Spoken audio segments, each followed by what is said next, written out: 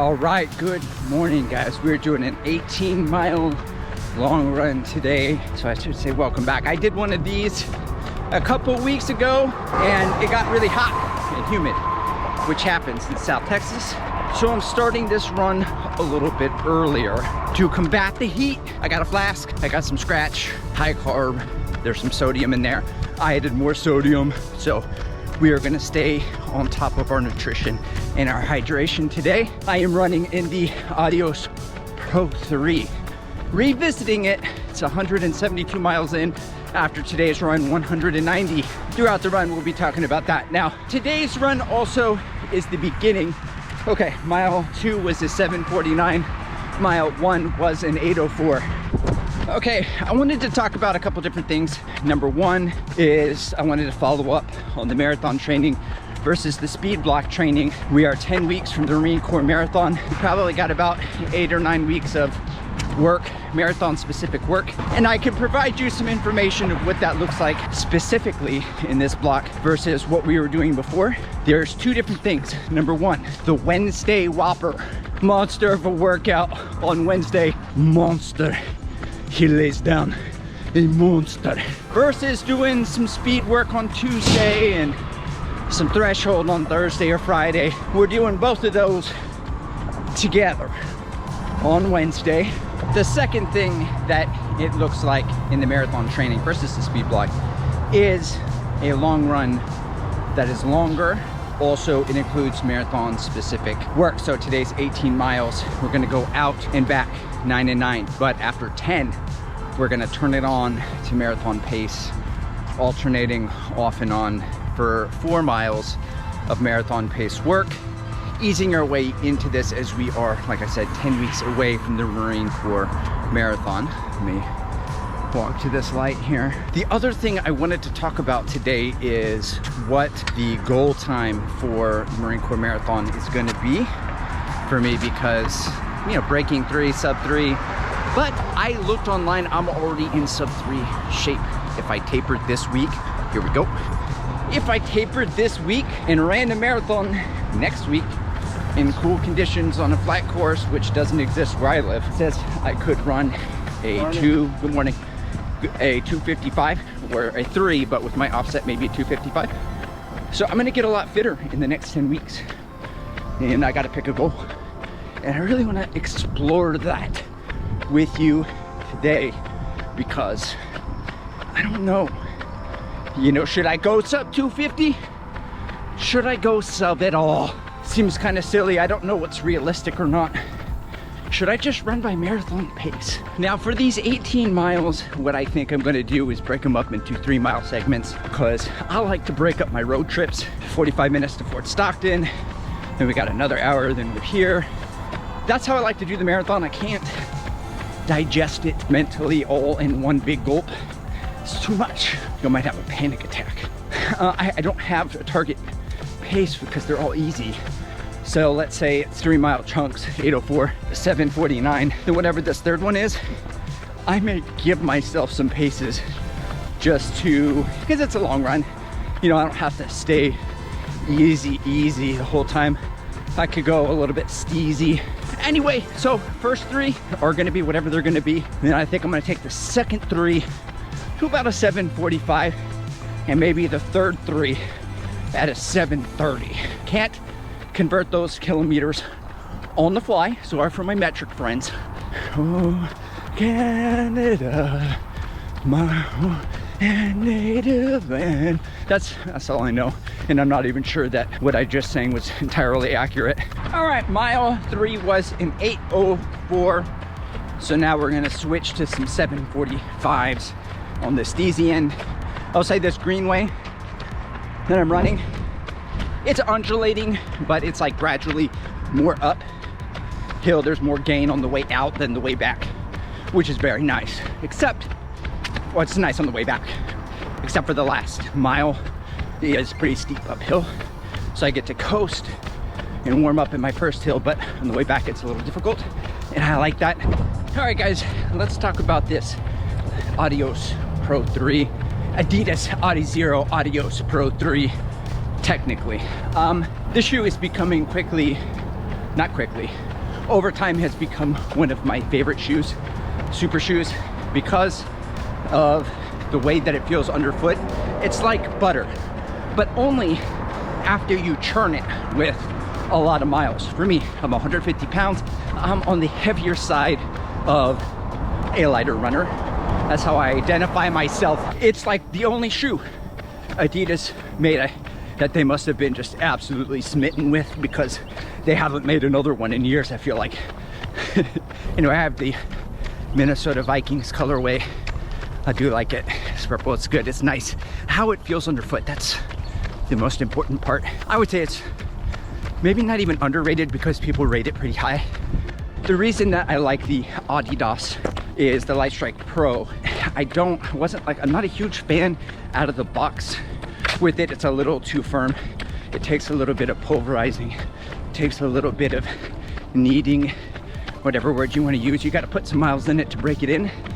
The smaller the shoe, the less the break-in required. Takumi-san, I broke in no time. The Adios Pro 2, that one took a little bit of time, but I have 3 pairs of those total since they came out. I've already retired one. The second one I have 125 miles on, and the other one I have maybe like 70 miles. And you could tell the difference between the two of them. One of them's a little bit more soft and underfoot. That shoe is buttery. I love it. I have my half marathon PR in it. I want to run in that shoe over the one that's not broken in, but I know I have to break in the other one to get it to that level. Okay, mile 4, 7:51. Too much talking, Andrew. Not enough running. You're gonna miss your target at the Marine Corps by 6 seconds if you don't focus. Target you don't even have. I don't have a target. I mean, like sub 3 for sure, but, and the weather doesn't help, you know what I mean? Like, I guess when the temps cool down and I go for some of these marathon pace runs, we'll see what marathon pace effort yields, and we'll see what's more realistic on race day. But it's so weird, strange, boring, lots of things, lots of words, to not have like a pace that I'm training at or a goal that I'm working towards. I'm still under the log the miles, get faster, put in the work, and see what happens. I mean, I like it. It's a little bit freeing, but it doesn't make for great YouTube. It's just YouTube prefers goals. You gotta go for sub 3 is a nice round number. 250, not as pretty, but people do it. I mean, people would rather a 252 than no sub. Floberg knows all about that, right? But then on race day, I just go for 250. I don't even go for 252. And I annihilate it. I don't know why I'm talking like that today. I'm letting all my personalities out. All right, we have stopped for some water to refill. We do this a couple of times throughout the trip. There's some water stops around the park as we go. I do not stop during any block of work. I may stop before the work begins or after the work begins, worst case in between the work on the rest period, because I need about a couple of liters of water as I run in this heat. It's 80, typical South Texas, 90% humidity, 80-something% humidity, dew point 74. So it's more important for me to hydrate. It's more important for me to recover and fuel during the training, because I got to do this again next week until the temps drop and get much cooler, at which point the hydration is less important. Anyway, that's where I'm at. That's how it goes. There's a squirrel. Look at that dude. It's fearless. Now, one of the things I love most about the Adios Pro 3, outside of the foam feeling like butter once you break it in, is that the heel is wide enough that if you're barreling down hills or if it's late in the race and you land on it, there's so much of it and it feels good. It feels cushioned and supportive, which is really important. Yet at the same time, if you land midfoot to forefoot, you really feel a slight bounce, but also the stiffness of the plate, or the rod, sorry, didn't mean to offend anybody. So in a way, it reminds me of like a supersized Nike Vaporfly 2, though it's not exactly the same, but it has a similar combination of elements where there's enough softness enough bounce and enough propulsion going forward, because this shoe feels more nimble than something bulky like the Alpha Fly, the SC Elite V4. And so I think the Adios Pro 3 feels about as minimal as a max shoe can feel like, where you still have control, still nimble underfoot, as far as 40mm heel stacks and drops go and everything. So I see why the pros love this shoe. I would not recommend it for like somebody's first super shoe. Oh man, mile 5, 7:59. Oh, not gonna hit my goal at Marine Corps. Oh, it's slipping away. 7:45. Easy. All right, so returning to a marathon goal time or pace, I think how I would try to determine what my marathon goal pace should be a couple things. One, I would run a 5K really hard, 10K, find out race equivalent performances, ballpark where I'm at. Then I would do a run like today, do some marathon pace work inside a long run, see how I feel, see how sustainable it is, and I generally know.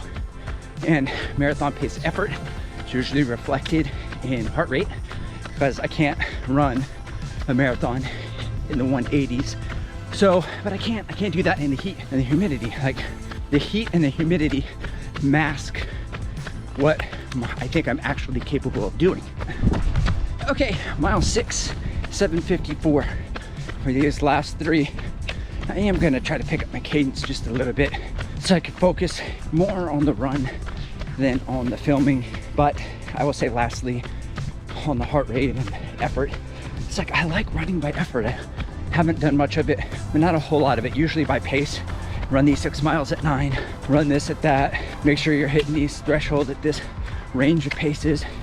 Here's your interval paces. And not effort, but I like effort. Why don't I just run the race by effort? Can I take a watch to track me, but then not look at my watch and just run by effort? I am thinking about it.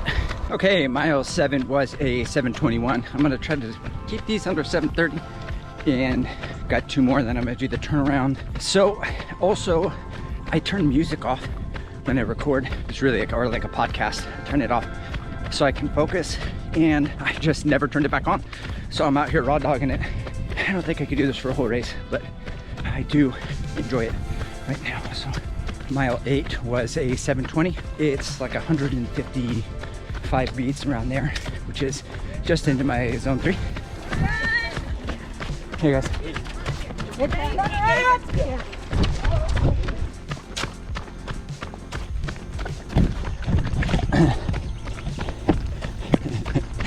Got the San Antonio Roadrunners out here in full force, because it is late August and marathon training for the San Antonio Rock and Roll Marathon has begun.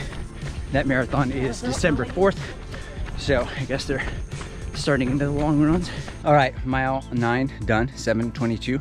We're gonna turn around, we're gonna head back. First one's easy, and then we're gonna start the 4x1 marathon pace effort. Okay, marathon pace, mile 1, let's go. I think the last easy mile was around 7. Okay, first marathon pace mile, 6:26, 6:27, about 169, 170 beats, which is, you know, the high end of my marathon pace. In this weather, this is really good. So we're gonna cruise for a mile, and then we're gonna turn it on again. Okay, second marathon pace mile is done. That one, somewhere around a 6:30, 6:31. Heart rate creeping up, 171, 172. For the lap, I ended on a hill. All right, rep 3 in the bank. 172 heart rate, about a 6:35 pace. It was going pretty smooth for a while, and I hit this big hill at the end. But you know, as is life, as is such, the Marine Corps Marathon has a lot of elevation, so I better get used to it. All right, last rep, 6:28, 6:30, something like that. Heart rate 173, which is the start of my threshold. That's the number, the magic number I try to stay under. So in this weather, 17 miles in, to be there at that heart rate, I consider this a success. Now it's time to listen to some Kafusi live stream, a little LBNL later, but not live. Okay, 18 miles in the books at a 7:22 pace, 2 hours, 12 minutes. There's a little awning over here. I'll do some stretching, cool down, some world's greatest stretch, some hamstrings, some hips, some calves. Final thoughts on the Adios Pro 3. I would say it is my favorite super shoe to train in because you have to do all of the work, and it reminds me of the way people say train in non-plated shoes so that you do all the work and then on race day you get the extra boost. But I like to run in carbon plated shoes and carbon rod shoes apparently, and I feel like if I ran in the Mizuno Wave Rebellion Pro 2 or the Alpha Fly 3 or 1, that those shoes do more work for you and you feel the propulsion, where here I need to put the energy into the shoe to get the energy return back. You know, and it occurred to me also, we never really returned to what my pace would be for the marathon, picking a new goal pace. Keep the same energy, work on being better when I'm 70. Your drip is just a water spring, you know I drip different, just a